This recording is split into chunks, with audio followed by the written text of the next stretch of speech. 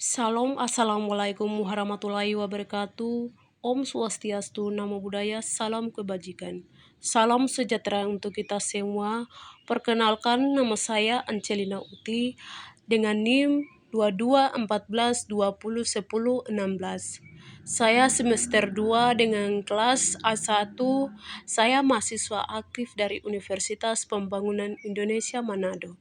Dan video kali ini untuk mempresentasikan untuk memenuhi hasil ujian akhir semester dengan mata kuliah farmakologi keperawatan dengan materi diabetes meletus dengan dosen pengampu Mardi Kansil S. Fram M. Kes.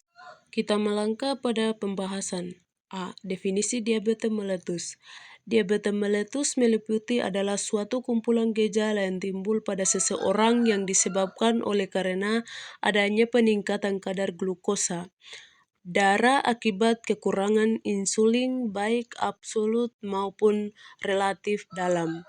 Diabetes meletus adalah suatu kumpulan gejala yang timbul pada seseorang yang disebabkan oleh karena adanya peningkatan kadar glukosa darah akibat kekurangan insulin baik absolut maupun relatif dalam.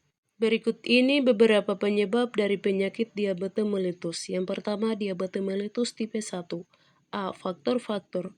Faktor diabetes meletus, imunologi adanya respon autoimun yang merupakan respon abnormal di mana antibodi terhadap pada jaringan normal tubuh dengan cara bereaksi terhadap jaringan tersebut yang dianggapnya seolah-olah sebagai jaringan asing, yaitu autoantibodi terhadap sel-sel pulau Langerhans dan insulin androgen.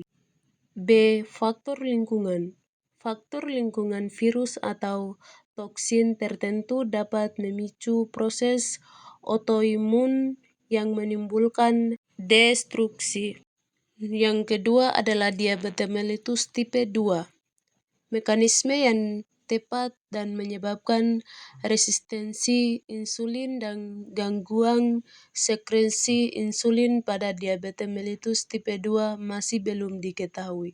Faktor-faktor. Faktor genetik memegang peran dalam proses terjadinya resistensi insulin. Faktor risiko. A. Usia.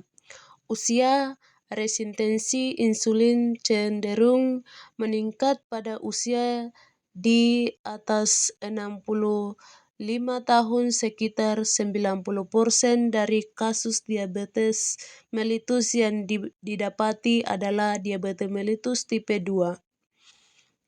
Pada awalnya tipe 2 muncul seiring dengan bertambahnya usia di mana keadaan fisik mulai menurun. Yang B adalah obesitas. Obesitas berkait dengan resistensi kegagalan toleransi glukosa yang menyebabkan diabetes tipe 2. Hal ini jelaskan dikarenakan persediaan cadangan glukosa dalam tubuh mencapai level yang tinggi. Selain itu, kadar kolesterol dalam darah serta kerja jantung yang harus ekstra keras memompa darah ke seluruh tubuh menjadi pemicu obesitas. Nomor 3, diabetes gestasional, disingkat GDM. Pada diabetes mellitus dengan kehamilan, ada dua kemungkinan yang dialami oleh si ibu. 1. Ibu tersebut memang telah menderita diabetes mellitus sejak sebelum hamil. 2. Ibu mengalami menderita diabetes mellitus saat hamil. Klasifikasi diabetes mellitus dengan kehamilan. Menurut Pike, gestasional diabetes yaitu diabetes yang timbul pada waktu hamil menghilang setelah melahirkan. 2. Presentasional diabetes yaitu diabetes mulai sejak sebelum hamil dan berlangsung setelah hamil. 3. Presentasional diabetes yang disertai dengan komplikasi penyakit pembuluh darah seperti retinopati, nefropati, penyakit pembuluh darah panggul dan pembuluh darah perifer. Yang keempat, diabetes mellitus yang berhubungan dengan keadaan atau sindrom lainnya. A. Kelainan genetik dalam sel beta. Pada tipe ini memiliki prevalensi familial yang tinggi dan bermanifestasi sebelum usia 14 tahun. Pasien seringkali obesitas dan resisten terhadap insulin. B. Kelainan genetik pada kerja insulin, sindrom resistensi insulin berat dan akantosis nigricans.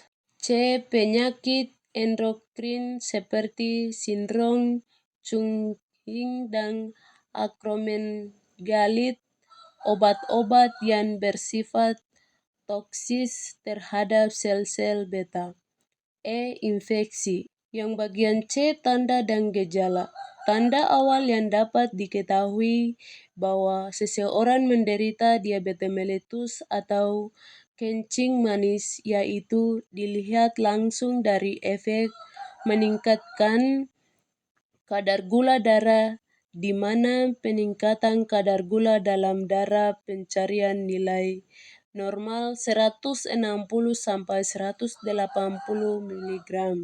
Promosikan kampus saya, Universitas Pembangunan Indonesia Manado, bagi saudara atau saudari yang baru lulusan dari SMA atau SMK, mari bergabung bersama kami Universitas Pembangunan Indonesia Manado, karena UNPI mempunyai aktivitas dosen yang berkualitas, kampus yang terjangkau, dan UNPI juga mempunyai ada 6 fakultas.